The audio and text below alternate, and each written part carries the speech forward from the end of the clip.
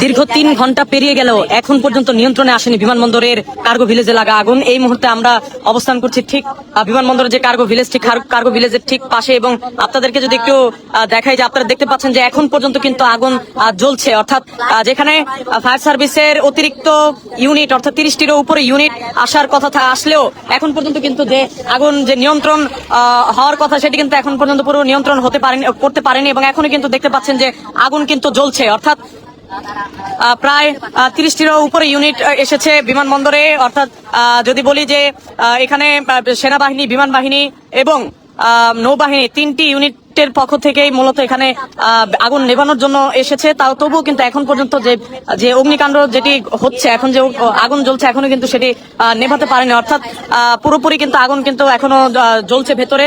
সামনের দিক দিয়ে কিছুটা আগুন নেভাতে পারলেও ভেতরের আগুন কিন্তু এখনো জ্বলছে, সেটি আমরা কিন্তু সেটি এখন